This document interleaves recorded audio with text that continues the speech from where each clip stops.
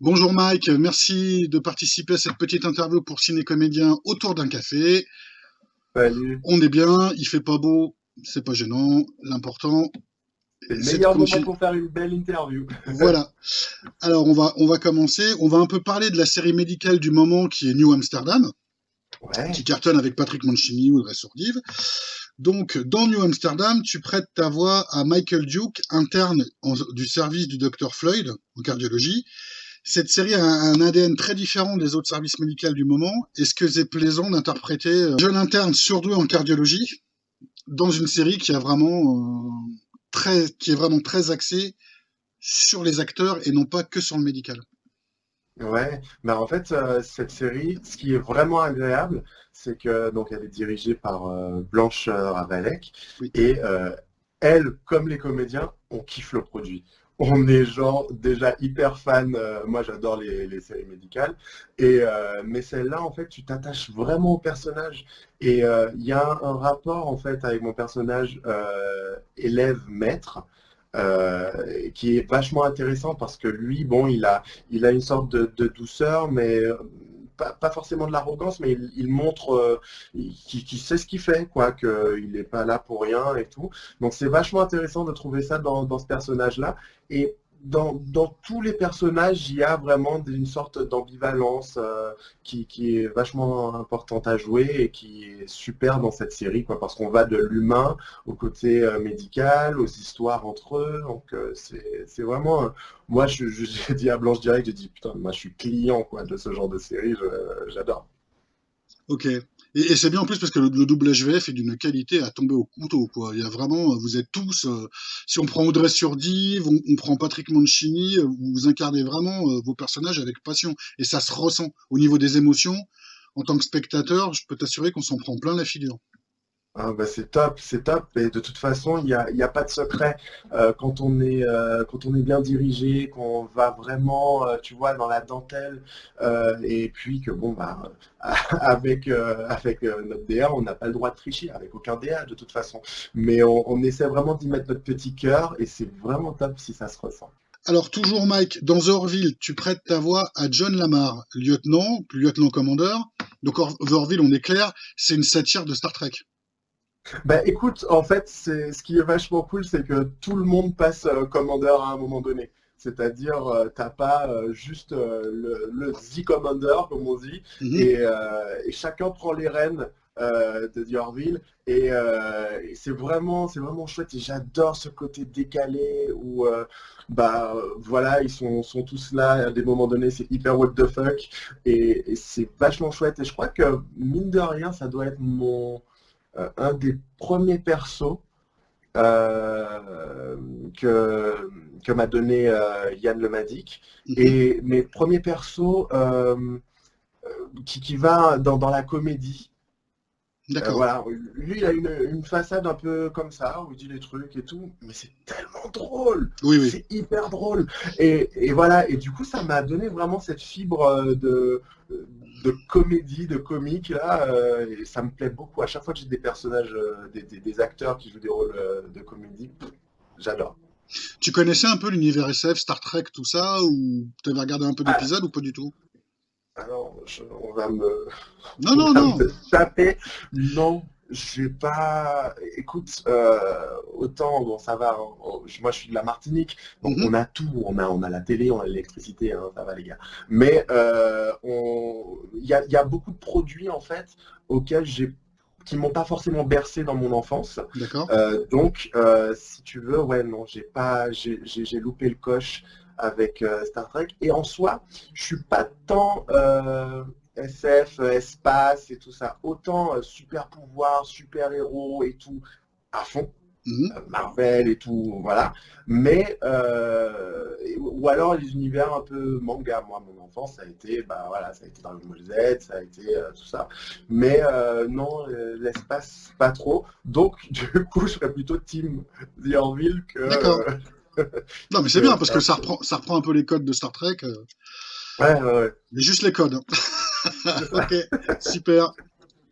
Alors, dans Riverdale, série phare des ados, en ce moment, tout le monde est fan, tu prêtes ta voix au shérif Michael Mineta, oui c'est ça, Michael Mineta. Oui. Par contre, à l'inverse, dans Top Boy, tu prêtes ta voix à Jamie, qui est clairement du côté obscur. Est-ce que tu préfères interpréter en doublage des gentils garçons ou des méchants garçons? Hmm. Mhm. Écoute, c'est j'aime bien aller ce qui est à l'encontre de ma nature, on va dire. Voilà, c'est vrai que c'est hyper intéressant de jouer des personnages sombres, Mhm. des personnages qui ont néanmoins des failles. Et c'est ça qui est super. J'en ai fait l'expérience dernièrement où le DA avait besoin d'un comédien qui a quelque chose de dangereux, que ce soit dans la voix ou dans le jeu, mais en même temps une humanité. Et c'est ça qui est hyper intéressant avec les personnages sombres, c'est qu'il y a des failles. Tout comme les personnages lumineux et tout, ils ont aussi leur part obscure, on va dire. Donc Oui. c'est super intéressant d'aller vers là. Au final, dans Riverdale, bon, on voit qu'il n'est pas si tout blanc-bleu, ce personnage de Mineta. Et dans Top Boy aussi, il a, il est certes enrôlé dans tout cet univers dangereux de la drogue et des gangs et tout, mais néanmoins, il a cette famille et ce rapport avec son frère qui est excellent, tu vois, et cette douceur que personne d'autre ne peut voir à part sa famille en milieu clos. Et il Mhm. est contraint, du coup, de faire tout ça pour subvenir aux besoins de sa famille. C'est ça qui est hyper intéressant dans les rôles obscurs, euh, dits obscurs. Oui. C'est ça, il faut trouver cette part d'humanité en eux. Et c'est chouette. D'où l'importance, alors là on va faire un petit aparté, d'où l'importance d'être comédien à la base, parce que le doublage est un aspect technique, mais du métier de comédien. Il faut être Ah, comédien, on est, ah bien sûr. Ah oui, oui, il faut à tout prix pouvoir parler comédien, quoi, parler acteur, être vraiment dans l'interprétation, aller chercher en soi des émotions. Et c'est pour ça que je dis qu'on a tellement de chance parce que on travaille notre outil aujourd'hui. Si malheureusement on ne peut pas être au théâtre ou dans plusieurs tournages, au moins là en plateau on travaille des émotions, on travaille notre outil, on est là.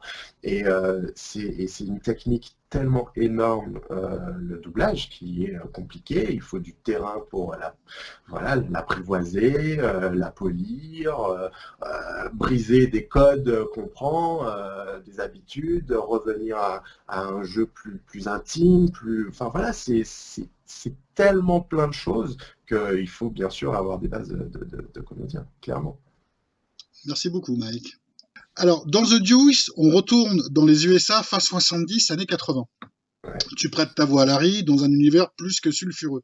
Si tu devais choisir une époque, tu serais plutôt 70 ou 80? Ah là, cette question est trop dure. Ou les deux? Euh, Parce que en fait, il y a le côté hyper post 69, Baba Cool et tout, qui est hyper chouette. Et il y a, moi je suis des années 80, quoi. Enfin, fin 80, tu vois. Donc il y a tout ce côté hyper coloré, fun, fluo. Donc, et comme je suis pas quelqu'un qui vit trop dans le passé et tout, je me pose pas trop ce genre de questions, mais je dirais, allez, années 80, histoire d'être plus vers ma naissance et tout ça. D'accord. Tu connaissais quand même un peu tout ce côté culturel années 70 qui était très chargé aux USA, avec l'explosion du funk, du disco et les tenues un Ouais. peu, les grands Et talons, les pattes def. c'est pour ça que au niveau des années 70, je suis un peu mon cœur balance parce que voilà, tout ce côté hyper disco, free, baba cool et tout, ça me plaît beaucoup. Ça a été l'émergence de beaucoup d'artistes noirs aussi et donc ouais, c'est hyper compliqué. J'arrive pas à choisir une période. Alors Mike, dans Soundtrack, on s'intéresse à un groupe qui vit des liaisons amoureuses au sein de Los Angeles. le tout à travers la musique. Soundtrack est essentiellement centré sur la musique. Donc plus précisément, l'histoire débute avec Nellie O'Brien qui rencontre Samson Hugh. Commence alors une histoire d'amour dans laquelle s'entreprennent musique et danse. Est-ce que la musique dans ta vie a une part aussi importante que dans le rôle du personnage que tu interprètes dans Soundtrack? Écoute, Soundtrack, c'est tellement un beau cadeau que m'a fait Charlotte Correa. Je crois que premier jour, première phrase de cette série, j'étais en mode, ok, je kiffe ce personnage. Après, quand j'ai vu que ça partait en musique, chorégraphie et tout, j'étais mais tellement heureux parce que j'ai une vision en fait des œuvres. Pour moi, une œuvre est vraiment complète et belle et me transporte quand ça peut mêler différents arts, danse, chant, comédie, musique et donc là-dedans, tu vois, il y avait un petit peu tout ça. Et pour moi, c'est hyper important. La musique, je me réveille, enfin, je vais me doucher, je mets de la musique partout, enfin, je chante comme un ténor sous ma douche. Et ouais, c'est hyper important parce que bah, j'ai été bercé avec ma mère dans le milieu de la danse, de la musique, voilà, ses inspirations étaient au niveau d'Alvin Ailey. Donc ouais, ça fait partie de moi et j'ai vraiment aimé cette série parce que bah, c'est une belle histoire d'amour, un très très très beau rapport qu'il a ce mec avec son enfant, hyper touchant, quoi. Hyper touchant et j'aime quand le thème est de poursuivre ses rêves. D'accord. Pas tu vois, les cuicuis, les petits oiseaux, mais vraiment, la vie est dure, on trime. C'est chiant, il y a les différences ethniques, sociales et tout, mais pourtant on ne lâche rien. Et, euh, et on revient à soi, on revient à ce qu'on aime, à ce qui nous est propre, à notre nature. Et c'est canon. Mike, la question subsidiaire à 10 000 € aujourd'hui. Oui. Suite à ta petite vidéo hyper drôle, hyper hilarante avec Denis Brognard, est-ce que maintenant on doit dire le coco ou la coco?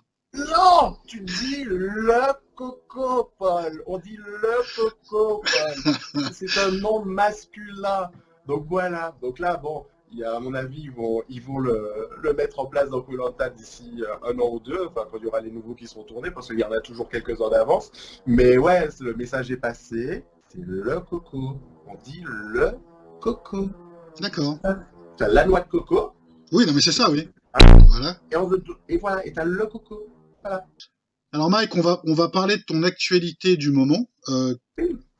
Qu'est-ce que tu fais enfin, on sait que c'est un peu compliqué avec la période dans laquelle on passe.